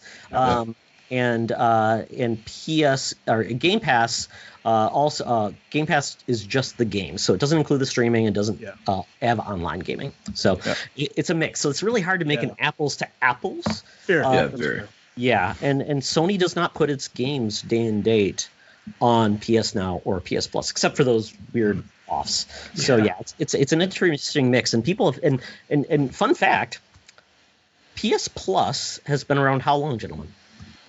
2005 or 6, whenever the PS3 came out, right? It launched a little bit after that because PS3 did not have a paid online service. Oh, right. I forgot. Yes. Yeah. PS Plus was just a extra value service. Like, you got discounts and you got some games. Yeah. How old is PS Now? I have no idea. PS Now is fairly recent, isn't it? I think that's what I would guess. Just a little after PS4, so maybe like 8 years. Yeah, maybe? I'd say PS Now is launched 2014. Okay. Yes, right. And that came out of the Gaikai deal they had back in the day. Right. And fun fact about PS Now, originally you could rent games on it, and it was ridiculously expensive. Yeah. The service launched at like $240 a year. Mm-hmm. Only streamed, and really only had PS3 games at the time. So that was my first experience with PS Now, and that was, when it first came out, and I think I rented one of the older God of War games, and the streaming was terrible, and I have a pretty strong internet connection, so it was one of those like, you don't get a second chance at making a first impression kind of deals. So for me, and again, I'm the Xbox guy. So when I compare the streaming, which if you missed the news, Xbox is launching xCloud streaming on iOS devices and browsers tomorrow, along with MLB The Show. Beta tomorrow, it's a slow rollout, so they're going to be sending invites. Fingers crossed that I'm one of them. But yeah, so I'm hoping to be able to play on my iPad, my phone, my computer, like everything on Xbox. But my experience of playing this streaming game on the PlayStation was like such a terrible experience. Yeah. That I just kind of was like, okay, well, they're not getting any more of my money, and I'm hoping that it's a better service now. So I'd love to hear from people that actively use this, and not the download portion. Obviously, a download's going to be good, but I'd love to hear how Sony's doing and playing catch up on streaming, because Xbox is just diving right in, and I don't know if Sony, if that's a big part of their kind of thing, or did they pivot to be like, you can download a bunch of PS4 games and, stop complaining, Mark? Well, I can tell you, because my PS Now is actually going to expire, so I'm like, I'm going to try some more games. I had not played the PS3 Ratchet & Clank Into the Nexus, or whatever it's called. It ran fantastic on my PS5, just streaming. on my PC for some reason ran like crap. So I don't understand what the rationale is, why it performed better on one than the other. But it was great. It was a really good performing online streaming game. Now, if I'd been playing maybe like a first-person shooter or a fighter, it might be different. But it is kind of a nice way to play like PS2 classics and things like that, streaming. Not, you just get right into it. You don't have to worry for it to download, all those things. So it was a nice experience, and it really just let me try some games very quickly. So it's not perfect, and this is where I think this is why Xbox has taken so long to get their streaming right, because to your point, Mark, if this is going to be your first experience, if it sucks, people like, screw that, I'm moving on, I don't want to do that. So it makes sense. And it's different when Microsoft, who makes their bread and butter right now on their Azure servers. So yeah, Sony, even to try to compete, as we talked about, Mark, Microsoft's almost worth $2 trillion. Sony is worth $140 billion. For them to even think about being a streaming service is kind of like laughable, because even Nintendo, who's tried some streaming things, doesn't do it themselves. They have a partner with to do it. So I don't know where the streaming part will go, but if they can partner with a Google or an Amazon services to have their backbone, I could see a much better service. And they used to be on Android devices. I'm not sure if they're there anymore. But that would be something that could improve. But I think everybody's the feedback that we've gotten, Sony really needs to change something, because both of their services are really old. They don't publicize them, even though I'd say they're very good value. The fact that PS Now used to be streaming only and $240 a year, now it's $60. Downloadable games, has a bigger library that you can essentially play than Game Pass for $60. So why is no one talking about it? Everyone talks about because Game Pass. because Sony doesn't talk about it. And Sony's done a horrible job. I mean, you can play Avengers right now for free on PS Now. Download it, play it. I didn't even know you can download games on PS. I thought PS Now was just straight the problem. Streaming. I didn't even know that. And I've owned PlayStation stuff forever. And I just thought it was straight streaming. And kind of what Mark said, I had a very bad experience with my first time. I had PS Now on my PlayStation 4. I don't remember. I played Street Fighter or something. Terrible. Absolutely terrible. And I have decent internet. You brought up the point, Mark, Todd, where fighting games on that service are like really kind of iffy, because you need precision. You need like precise, inputs and stuff like that. So my first experience with PS Now was like, this is garbage. I regret paying for this, never touching it again. And I never paid attention to it. But yeah, since Sony never actually advertises it, I didn't even know you can download games. So it's like they're not even trying to push it anymore. Yeah. Mm-hmm. Yeah, and they do have some cool games. They had Grand Theft Auto on the service for a while. I think they had Red Dead Redemption 2 on the service. And PS Now, if you can get the streaming to work, like I said, it works well on my you can play a lot of great PS3 games too. I was playing Resistance, and it played great on my PS5. So who knows? I mean, I'm hoping it improves, but they need to work on that, because really that's the only way that those games can still live on a modern piece of hardware. So that's a big gap. So the question becomes, how do they pivot and make this service successful? I said combine them both, call it PlayStation All Play, and charge $100 a year.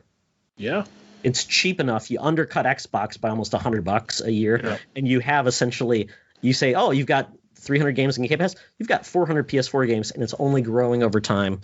And essentially, they're not day and date, but quite honestly, the thing that drives me nuts when we talk about Xbox being day and date, Xbox has only launched like 3 games in the last 18 months, and they haven't been AAA. So Xbox has been putting a lot out there, because they're like, right now, our games that we have aren't creating buzz, and that's why they create that service. So they're letting their third party, and they're being very aggressive on their pricing, and getting in games like Outriders, and I'm curious how much they paid for the show. I really am. Same. Because MLB's publishing that, but Sony developed it. Yeah. So, and they has to be part of the deal with the developer. So I wouldn't be surprised if Sony made $400 million on that deal. Yeah. And to me, that's free money. I mean, essentially, and it's getting the game out there, so more people are going to buy it. So just like when Game Pass gets more sales on that, you're going to get more sales on the show, and they're going to make more money, which Sony makes a part of. So I think it's interesting. Yeah. Sony's Sony's setting themselves up for to do just that with one of their sequels right now. I just got a notification on Twitter, like literally right now. Horizon Zero Dawn Complete Edition is free to claim on the PSN store. Right meow. So setting it up obviously for people to play this, get ready for the sequel coming out. So if you missed this one, free on the PlayStation Store. So check that. That's the complete edition, which is awesome because usually a lot of times when you see the free game, it'll be like their standard edition. You want the DLC, you pay for it, whatever. So this is awesome. Yeah. So yeah, more value there. Once again, Sony. I would say one thing we haven't heard about is like Sony, how Sony communicates. But I would say I think everyone could tell you that Sony is a horrible marketing company. Terrible. Doesn't know how to do Twitter. Doesn't know how to run a blog. Their podcast is okay, but it's about the same as Major Nelson, where it's just like, hey, Sony's great. Aren't they great? Yeah, they're great. Aren't they great? Yeah. A lot of back padding and things like that. And then their president needs to step away, be a man in the shadows, like Nintendo's president. Yep. When was the last time Nintendo president actually spoke to any of their fans? He doesn't. Like ever since Iwata passed, they've basically just said, okay, president, go back here, but we're not even going to show you. And they're going to use, in their directs. Now they use the developers or like the directors of the games to introduce the games instead of, the president doing everything. I feel like that's good. And Sony definitely, I agree with you, definitely needs to take a page out of that book and have the president take a bit of a step back. Yeah, Herman Holst would be, I think, a great candidate. He basically created, he's the behind Guerrilla Games. Now he runs Sony's studios. So he's the guy behind the games and he's a developer, just like Phil Spencer. So it would make sense that he's not the money guy, but he's definitely the creative guy. So we shall see. I did read something interesting about not Nintendo's president overall, but the Nintendo America president, so Doug Bowser, which is awesome because Bowser's running Nintendo.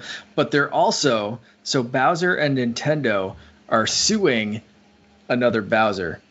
Ooh. So Bowser Jr.? Gary Bowser. Yeah. Gary Bowser. Leader of a Switch hacking group, Team Executioner. They're taking that Bowser to court. So it's Bowser versus Bowser for the future of Nintendo, which is just the weirdest thing I've ever said on this show, and I've said some weird shit on this show. Just wait until they get the hair guy named Koopa, right? Yeah, Koopa. That's their defense lawyer. Yeah, exactly. Lastly, though, hardware, PlayStation does something unique that the other systems didn't do, except for Labo VR, which is a VR system, which was the industry leader for VR sales, but I think the Quest is probably overtaking it. But they have announced there's going to be a new VR system. PlayStation has started including VR titles in their PS Plus. They've talked about the new system will be less cumbersome with one cord, have actual real controls, and they continue to push VR new games, which is kind of crazy. So I don't know if this is something where they can do what Quest has done, a very affordable system, potentially make it wireless with an update like Quest has, and still connect to a powerful machine. But this definitely puts it in a different place than Xbox and Nintendo, where they haven't veered that way. So it's a differentiator in that area. If you like VR, that's the only way you can get it on a console. But Quest has definitely changed that game with a not needing a system. So it'll be interesting to see how they adapt. And I've heard PSVR is actually a very, very good VR system. When it came out, I was kind of skeptical because I'm just like, Sony, they have released peripherals and they haven't been that great, like the iToy and PlayStation Move that were kind of like, eh. So when it came out, I was kind of skeptical, but even though I haven't used it myself, I've asked people about it. Apparently it's a very, very solid VR set, especially on the PS4, which has very old hardware. Gotta remember that thing came out in 2013 and is probably running hardware from like 2012, if we're being honest. And so the fact that it worked that well on a very old system was very shocking. So I'm actually really interested to see where they go with the PS5 version. Obviously PS5 significantly more powerful than the PS4 is. I'm going to assume the VR headset's also going to be significantly more powerful than the old headset was. So I might actually dip my toe into that and give it a try, if I'm being honest. It will be interesting to see if Sony can partner with Valve, because Valve they have the high-end market covered, but if they could partner with somebody to get their games and get a revenue stream on lower-end hardware like Half-Life Alyx, I played on my Oculus Quest with Link, and I really enjoy it. But I think with the PlayStation 5, which is more than capable, and a better system, that could be a really cool way to play awesome PC games on your console with that power. That'd be pretty cool. Because, even if you want to do high-end stuff with Oculus Quest, you do need a system that probably requires a RTX 2060, which try to find a laptop or a PC with those graphics cards. It's harder than a PS5. So for sure. Yeah. So, and maybe that's where Mark would dip in, if he finally decides to get a PS5 in 8 years when his PlayStation 4 no longer works because the battery dies. Maybe. Yeah. No, for VR, I'm still definitely leaning. If I get anything, it's definitely going to be a Quest 2 or Quest 3 eventually. Wait for a 3, Mark, because they already screwed us with the Quest 1. Yeah, exactly. It seems like Facebook's iterating pretty regularly on that. And there is a Facebook gaming thing coming up, right? Like there's a conference coming up, I think the end of the month or early next month or something like that. Yeah. So I'm kind of holding off. But the wireless is just the complete selling point to me there. And I know they're saying like they want one simple connector this time. So maybe I'll see how it goes. But yeah, so far that wireless bit for the Quest is way more appealing. Absolutely. Well, folks, we gave our pitch on the state of Sony. If you have thoughts on how it's going, if it could be better, and maybe with this announcement and kind of the mea culpa we had on the PS3 and Vita store not closing, maybe that's them finally getting it and finally realizing they need some good press and either shut up and do good things or say something and really deliver. So I guess we'll see. As of right now, we don't know. We'll hear from Sony again. So excellent. Well, Omar, thank you for joining us, man. Thanks for having me. Thank you for having me. This has been really fun. It's not often I get to talk about, because I'm in the esports world. It's not often I get to talk about just general gaming news. It's often just esports stuff I get to talk about. So it's been very, very refreshing to just go over everything with you guys. And I actually learned to see. I didn't know that PS Now you can download games, and I might go check that out now. I'll dust off my PS5 that I haven't touched in like 2 months and go, or other than Outriders, and maybe actually go and check out some PS Now stuff. I just didn't know that you can download anything. Download stuff off of it. Tell him Todd sent you. Exactly, I will. He gets a cut. Oh man, but yeah, thank you for having me. It's been a blast. Well, tell people how they can follow you on the internet and wherever you may be. So I am very active on Twitter. If you want to follow me on Twitter, you can find me at _Meezus. That's _MEEZUS. That's also my Instagram. I stream about 2 to 3 times a week. My Twitch is the same thing as my Twitter, but without the US at the end. So it's _Meez, the THE_MEEZ. So I stream about 2-3 times a week. Play a lot of Halo. I was watching Family Feud with my stream the other day. That was really fun. So yeah, those are the places you can find me if you want to get to know me a bit better. You showed your Canadianness by saying Zed. Zed. Yes. Oh yeah, there you go. The only time I say Z is when I talk about Dragon Ball Z. Every other time I always say Zed. I remember there was a game called Gallic Z. And it was like spelt like Gallic-Z. Yeah. And I said something like Gallic Z, or as it's known in Canada, Gallic-Z. But I spelled out Z, like Z-E-D. And the developer was just like, yeah, we didn't think this through. I actually have like a vinyl soundtrack for that game, like randomly. Yeah. It's anyway. Very good. Well, thank you for joining us. It was a pleasure, and you're always welcome back if you have anything you really want to talk about. Maybe Smash Brothers, coming back to Evo. That'd be pretty cool. Hopefully. Excellent. Well, Mark, tell people how they can find us. Well, if you want to find us as well, but I think you should follow Omer instead this week. But if you want to follow us as well, you can follow us on Twitter at SecretFriendsU, at @the_Canardian, or at @TOxter. I'll let you figure out who's who there. You can subscribe, rate, and tell your friends all about us on YouTube or podcast services around the globe.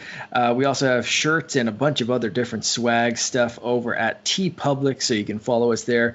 And we're trying to keep the designs fresh and fun, and they fund some projects that we have on the go. So you can help support the show and get some funky swag as well. Well, excellent. Well, thank you everyone for joining us. Hope you had a good time. That's all we want to do is provide a little bit of gaming goodness in your ear. It's always better to game together. Smooth. Mickey has friends wherever he goes. Not here. Mania. No Goofy. No Minnie. No Mercy. Mickey Mania from Sony ImageSoft for Genesis, Sega CD, and Super Nintendo. Game system sold separately. Also, look for Mickey Mania game tips in specially marked boxes of Cinnamon Toast Crunch.